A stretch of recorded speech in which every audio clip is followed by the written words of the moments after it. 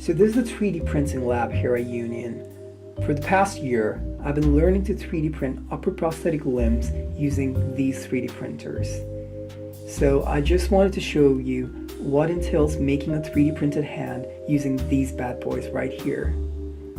Alright, so let's build a hand then.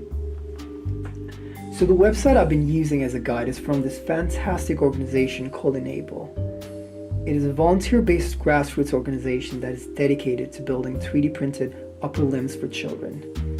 Today we're going to build this model called Enable Phoenix version 2, which I've been working on for a while now.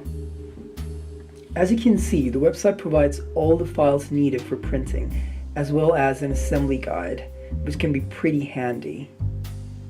So you select all the files you need and you download them onto your desktop.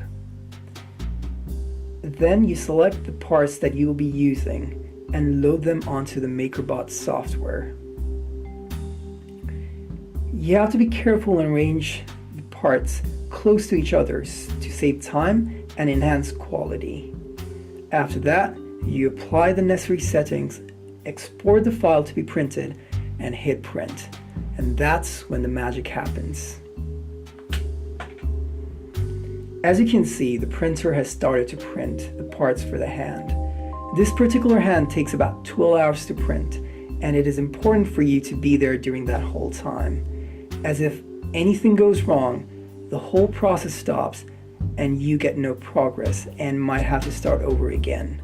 So it is a little time consuming, but when you consider the reward of the end product, all the effort and time I put in is totally worth it. So all our parts are printed now, and there's the assembly kit on the right. So we are now ready to assemble our hand.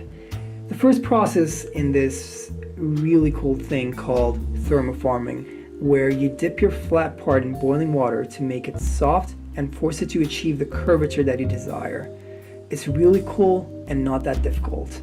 After that, it's just assembling all the parts together using screws and pins. It's a time-consuming process, but this part's pretty easy. You might think I'm a little pissed off from the 20% of my face that you can see, but trust me, I get really excited doing this. So the last part is using fishing lines to connect the fingers and the thumb to the wrist so you can control the fingers. And there's our Enable Phoenix version 2 hand. So I recently learned that one of my friends has been doing this for an even longer time. He actually built a dedicated hand for a girl in Schenectady with no right hand. After learning about our mutual interest, we have decided to open a local Enable club here at Union next term. And our first project as a club will be to build a better prosthetic for that very girl from Schenectady so she can ride a bike. So we're both very excited for next term.